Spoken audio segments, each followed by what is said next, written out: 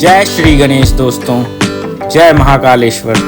तो दोस्तों आज हम आ गए हैं महाकाल महालोक कॉरिडोर में, जो कि उज्जैन कॉरिडोर के नाम से भी बहुत ज़्यादा फेमस है। तो ये भव्य गेट आप देख सकते हैं कॉरिडोर का, बहुत ही सुंदर लग रहा है रात के समय, क्योंकि लाइटिंग बहुत ही सुंदर की गई है। बहुत ही मतलब इसका कोई जवाब नहीं है। अगर मैं सीधे शब्दों में बोलूँ तो अगर आप कभी यहाँ आइएगा उज्जैन तो ज़रूर मतलब बनता ही है, फिर तो महाकाल लोक आना बनता ही है आपका।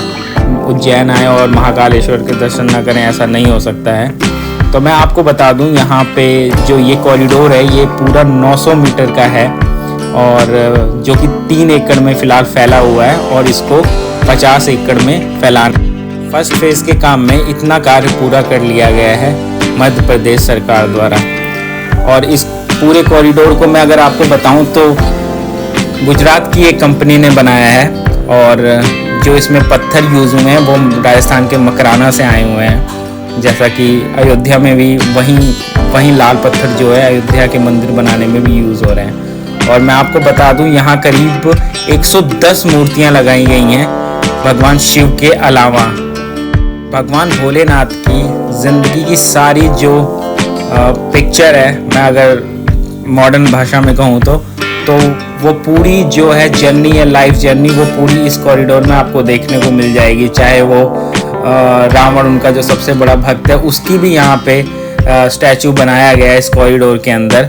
और हर एक तरह के यहाँ पे आपको देवी देवता मिल जाएंगे। मैं आपको बताऊँ, यहाँ पे करीब 108 पिलर हैं इस पूरे कॉरिडोर में, जो कि महादेव की लाइफ के बारे में दर्शाते हैं, जो कि शिव पुराण में जैसा लिखा गया है। यहाँ बड़े बड़े सप्त ऋषियों की मूर्ति लगाई गई है, और भी बहुत देवी देवता, लॉर्ड गणेशा की मूर्ति जो कि एंट्रेंस पे ही है, और भगवान की हनुमान जी की मूर्ति है यहाँ पे, माता पार्वती, माता सती, दुर्गा माता, तो सभी मूर्तियाँ यहाँ पे हैं। और मैं आपको बताऊँ, भगवान शिव के अलग अलग अवतारों की यहाँ पे स्टैचू लगाए गए हैं, जो कि रात के समय देखने में बहुत ही सुंदर दिखते हैं। और यहाँ करीब रोज 1.5 करोड़ लोग रोज आते हैं महाकालेश्वर टेम्पल और कॉरिडोर को विजिट करने के लिए। तो आप ये अपने स्क्रीन पे देख ही सकते हैं। ये देखिए भगवान शिव की कितनी बढ़िया मूर्ति लगी हुई है। तो ऐसी बहुत सारी मूर्तियाँ यहाँ जब आप आएंगे तो दिखेंगी आपको। मैंने बताया 110 मूर्तियाँ यहाँ पे ऐसी लगी हुई हैं। तो यहाँ पे जो मूर्तियों की हाइट है वो करीब 8 फीट से लेके 15 फीट तक की मूर्तियाँ यहाँ पे लगी हुई हैं। और अगर मैं बात करूँ महाकालेश्वर जो मंदिर है, महाकालेश्वर मंदिर 12 ज्योतिर्लिंगों में से एक है, और इसकी खासियत यह है कि ये साउथ फेसिंग मतलब दक्षिण मुखी जो शिवलिंग है, ये भारत का एक ऐसा पहला शिवलिंग है जो कि दक्षिण मुखी है। और यहाँ पे जो भस्म आरती है जो कि बहुत ही प्रसिद्ध है, उसके लिए सुबह 2:30 बजे से ही लाइन लग जाती है। और अगर आपको भस्म आरती में शामिल होना है तो उसके लिए आपको एक दिन पहले कतार में लग के आपको उसके लिए पास लेना पड़ेगा। अगर आपके पास पास नहीं है तो भी आप भस्म आरती में शामिल हो सकते हैं, लेकिन उसका क्या तरीका है कि वो जस्ट क्यू में लगे रहेंगे और दर्शन करके निकलते रहेंगे। जो पहले 300 लोग हैं वही आरती के समय महाकालेश्वर मंदिर में बैठ सकते हैं। उसके बाद में अगर आप भस्म आरती में नहीं भी शामिल हो पाते हो तो आप जो है 6:30 बजे के बाद में जो मंदिर है वो नॉर्मली लोगों के लिए खोल दिया जाता है, जब भगवान को दोबारा से नहलाया जाता है भस्म आरती के बाद, तो आप तब जाके नॉर्मली दर्शन कर सकते हैं। और अगर आपको भगवान को गर्भगृह में जाके दर्शन करने हैं, उनको हाथ लगाना है, जल चढ़ाना है, तो उसके लिए 750 का पास बनता है। और अगर दूसरे रास्ते से बिना भीड़ से जाना है तो आपको 250 रुपये का पास बनवाना पड़ेगा। तो ये देखिए, ये है रावण जब उन्होंने पूरे कैलाश पर्वत को उठा लिया था। और ये मूर्ति देखिए भगवान शिव की, जब उन्होंने कोलाल विष को धारण किया था समुद्र मंथन के वक्त, जब देवता और दानव दोनों मिलके समुद्र मंथन कर रहे थे। ये नाग वासुकी को आप देख सकते हैं, जो कि भगवान शिव के गले में रहते हैं हमेशा, तो वो है ये। और यहाँ पे ये दुर्गा माता की बहुत ही विशाल मूर्ति यहाँ लगाई गई है, बहुत ही प्यारी लगती है। दूर से देखने में तो मुझे काली माता की लग रही थी, लेकिन ये दुर्गा माता की मूर्ति है। तो मैं अगर उज्जैन शहर की बात करूँ तो उज्जैन शहर जो है शिप्रा नदी के किनारे बसा हुआ है, और जो शिप्रा नदी जो घाट की लोकेशन है वो कॉरिडोर से करीब 400 मीटर के आसपास होगी। तो अगर आप वहाँ भी विज़िट करना चाहते हैं तो आप वहाँ विज़िट कर सकते हैं। महाकालेश्वर नाम में ही काल छुपा हुआ है। काल मतलब होता है समय।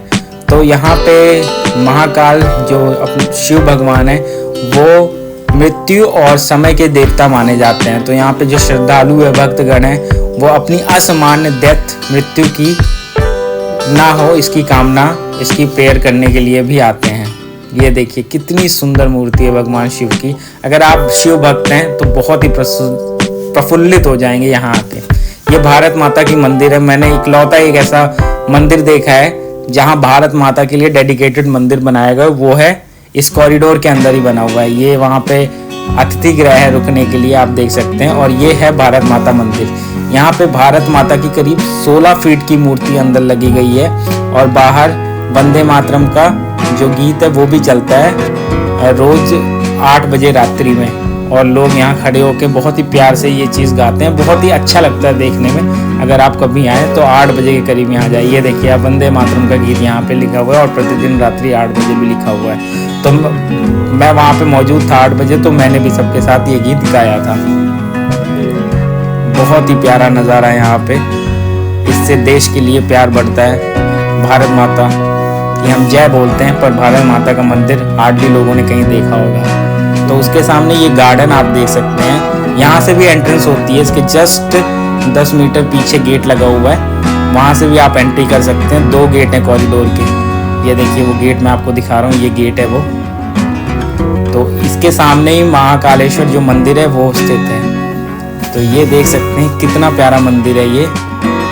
और यहाँ पे ये जो भारत का नक्शा, भारत का मैप है, इसके ऊपर भगवान शिव के मंदिर कहाँ कहाँ पे हैं और शिवलिंग कहाँ कहाँ पे स्थापित हैं, वो यहाँ पे बड़े तीर्थ धाम यहाँ पे दिखाए गए हैं, दर्शाए गए हैं, जो कि बहुत ही प्यारा लग रहा है। देखिए आप जितनी नदियाँ भारत में बह रही हैं वो भी कितने प्यार से यहाँ पे दिखाए गए, कैसे बह रही हैं, कहाँ कहाँ पे शिवलिंग, कहाँ कहाँ पे बड़े, जितने भी कैरेक्टर, जितने भी देवी देवताओं ने भगवान शिव के ज़िंदगी में रोल प्ले किया, उन सब के धामों के यहाँ पे आप देख सकते हैं।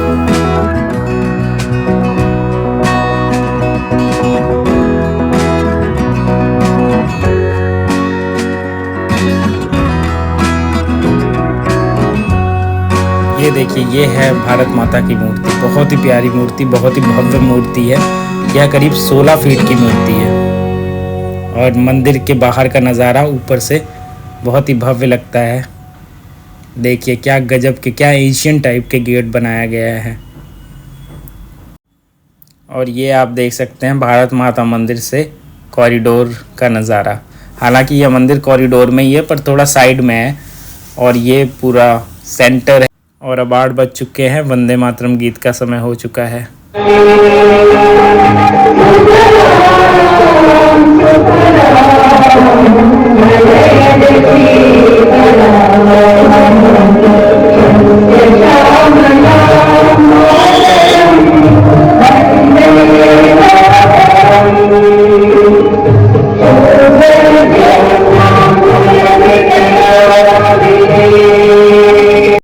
भारत माता मंदिर के ही बगल एक छोटा सा पार्क है जहाँ पे छोटे छोटे बच्चे, लड़के और लड़कियाँ दोनों ही मलखम्ब की प्रैक्टिस करते हैं। और देख के काफ़ी अच्छा लगता है ये चीज़ कि बच्चे बहुत ही ज़्यादा रुचि ले रहे हैं इस चीज़ में।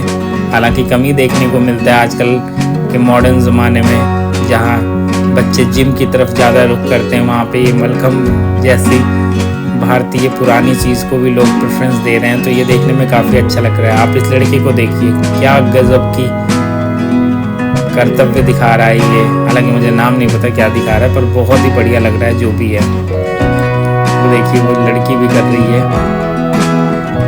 और बहुत ही, मतलब इसके लिए आपकी बॉडी को बहुत ही ज़्यादा फ्लेक्सिबल होना चाहिए, बहुत ही प्रयास अभ्यास करना पड़ता है इस चीज़ को करने के लिए।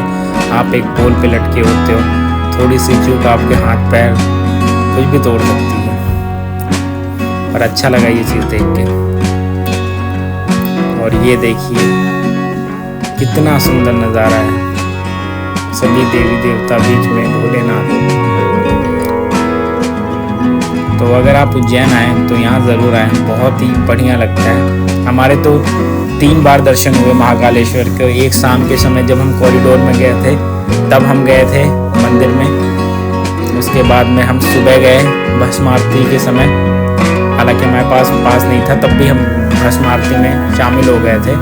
करीब 3 बजे जाते तो एंट्री शायद मिल भी जाती, वहाँ बैठने को भी मिल जाता, बट क्योंकि हम लेट हो गए थे, 4 बजे पहुँचे थे, तो वहाँ की स्पेस जो है फुल हो चुकी थी।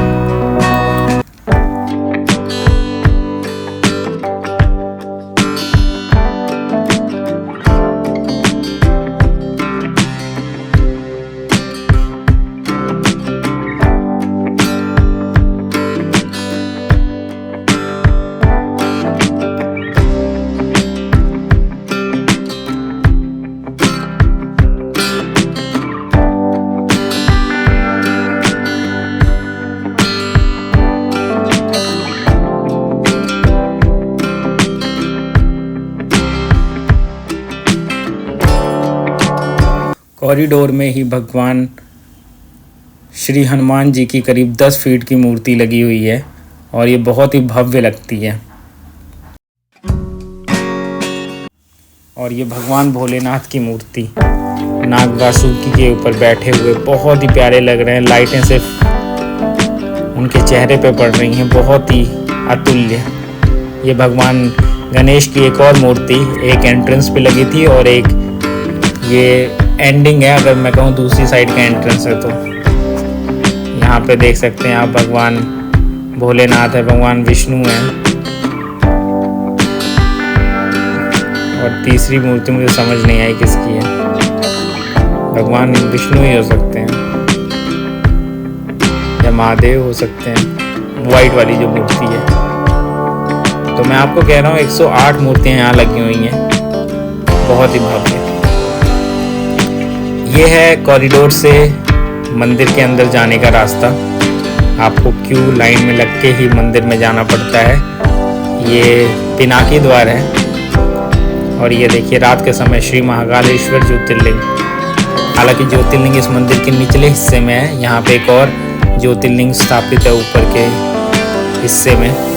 कहा जाता है जब आक्रमण हो रहे थे इस मंदिर पे तो उसको बचाने के लिए, देखिए करीब 4:30 हो चुके हैं अब और हम जा रहे हैं सुबह दर्शन के लिए।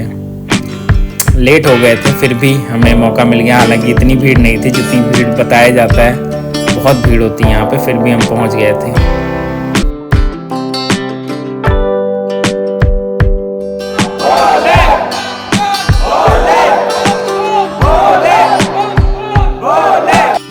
भस्म आरती से निकलने के बाद हम बाहर आ गए दूसरी बार दर्शन करने के लिए। उस दिन में दूसरी बार, हालांकि तीसरी बार, ये 5:30 का समय हो रहा है। जब भस्म आरती अंदर चल रही थी तो हम सिर्फ वहाँ पे दर्शन करके बाहर निकल गए, हमें बैठने का मौका नहीं मिला और हमने पूरी जो आरती होती है वो बाहर लगे एक बड़ी सी LED स्क्रीन पे देखी। और वहाँ से निकलने के बाद हम 5:30 बजे आ गए शिप्रा नदी के घाट पे। यहाँ पे हमने पूजा अर्चना की और ये करीब मंदिर से मैंने बताया 450 मीटर के आसपास होगा। यहाँ भी कई सारे छोटे बड़े मंदिर हैं, बहुत ही बढ़िया घाट है। यहाँ पे आप अगर स्नान करना चाहें तो स्नान कर लें। हालांकि मैं बताऊँ ये नदी पता नहीं इस टाइम इतनी साफ़ नहीं थी और समय में भी हो सकती है, पर बहुत ही ज़्यादा इसमें लोगों ने कितना दूषित फूल मालाएँ फेंक रखी है। इसका सफाई होना ज़रूरी है क्योंकि यहाँ पे भक्तगण आते हैं, स्नान करते हैं, तो इसका बहुत ही ज़रूरी है। जैसा कि यहाँ लिखा हुआ है त्रिभुवन वंदिता शिप्रा, तो इसका साफ़ होना बहुत ही ज़रूरी है। सुबह की जो वाइब थी, जो वातावरण था यहाँ का, बहुत ही बढ़िया था, मैं आपको बताऊं।